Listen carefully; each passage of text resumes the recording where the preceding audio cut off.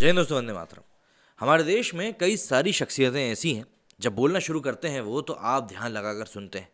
कई सारे ऐसे वक्ता हुए हैं हमारे देश में जिनको सुनकर आपको ऐसा लगता है कि नहीं, इन्हें सुनना काफ़ी अच्छा लगता है।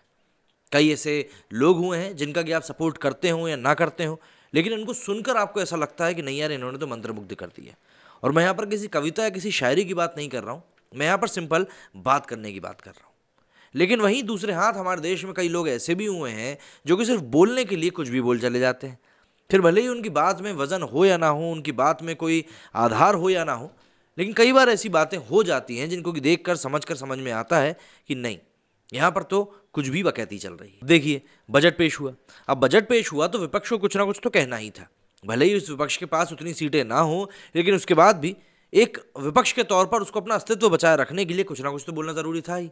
अब ऐसे में जब राष्ट्रपति जी ने अपना संबोधन दिया तो उसका जवाब देते हुए राहुल गांधी ने जिन्हें कुछ ऐसी बातें कह दी हैं जिसके कारण से कि वो कल से चर्चा में बने हुए हैं।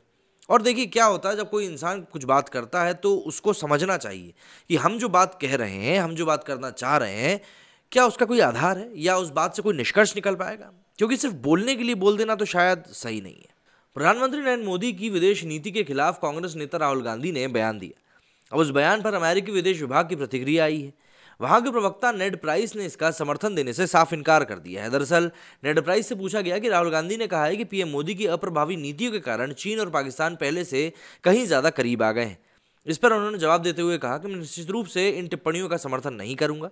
ये पाकिस्तान और चीन का मुद्दा है और उसे उन दोनों देशों पर ही छोड़ देना चाहिए। बुधवार 2 फरवरी को राष्ट्रपति के अभिभाषण पर लोकसभा में धन्यवाद प्रस्ताव पर हो रही चर्चा में भाग लेते हुए राहुल गांधी ने मोदी सरकार पर परोक्ष रूप से निशाना साधा। उन्होंने कहा कि देश को शहंशाह की तरह चलाने की कोशिश हो रही है। इस सरकार की नीतियों के चलते आज देश आंतरिक और बाहरी मोर्चों पर बड़े खतरे का सामना कर रहा है। राहुल गांधी ने यह भी दावा किया कि केंद्र सरकार की नीति के कारण ही आज चीन और पाकिस्तान एक साथ आ गए हैं। उन्होंने कहा कि चीन के पास एक योजना है, चीनियों का एक बहुत स्पष्ट दृष्टिकोण है कि वे क्या करना चाहते हैं। भारत की विदेश नीति का एकमात्र सबसे बड़ा रणनीतिक लक्ष्य पाकिस्तान और चीन को अलग रखना रहा है। आपने मतलब कि केंद्र ने जो किया है, आप उन्हें सिर्फ साथ लाए हैं और कुछ नहीं। राहुल गांधी ने आगे कहा कि आप खतरे से खेल रहे हैं। मेरी सलाह यह है कि आप रुक जाइए। सीमा पर चीन की आक्रामकता और पाकिस्तान की सीमा से जुड़ी चुनौती का उल्लेख करते हुए उन्होंने कहा कि आप खतरे को हल्के में मत लीजिए। आप चीन और पाकिस्तान को साथ ला चुके हैं। मुझे कोई संदेह नहीं है कि चीन के पास स्पष्ट योजना है। इसकी बुनियाद डोकलाम और लद्दाख में रख दी गई थी। ये देश के लिए बहुत बड़ा खतरा है। आपने जम्मू कश्मीर और विदेश नीति में बहुत बड़ी रणनीतिक गलतियां की हैं। आपने 2 मोर्चों को एक मोर्चे में बदल दिया है। राहुल गांधी ने आरोप लगाया कि इस सरकार में 2 हिंदुस्तान बन गए हैं, जिसमें से एक अमीरों का है और दूसरा गरीबों के लिए। राहुल गांधी ने यह दावा भी किया कि देश के सामने खड़ी प्रमुख चुनौतियों का अभिभाषण में उल्लेख नहीं किया गया है। जाहिर सी बात है, मेरा परदाना मतलब कि जवाहरलाल नेहरू इस राष्ट्र को बनाने के लिए ही 15 साल तक जेल में रहे। मेरी दादी मतलब कि इंदिरा गांधी को 32 गोलियां मारी गईं और मेरे पिता राजीव गांधी को विस्फोट से उड़ा दिया गया। इन्होंने इस राष्ट्र को बनाने के लिए अपनी कुर्बानी दी है, इसलिए मैं थोड़ा बहुत जानता हूं कि आखिर राष्ट्र क्या है। वहीं विदेश मंत्री एस जयशंकर ने राहुल की बातों का जवाब पर चुटकी लेते हुए कहा। राहुल गांधी की विदेश नीति वाले बयान पर एस जयशंकर ने कहा कि यह आरोप लगाया जाना कि पाकिस्तान और चीन को मौजूदा सरकार करीब लाई है, इसके लिए उन्हें इतिहास का पाठ पढ़ाया जाना चाहिए।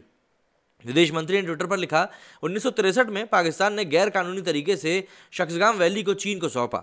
चीन ने पाक अधिकृत कश्मीर के बीचों बीच से गुजरने वाला काराकोलम हाईवे को 1970 के दशक में बनाया।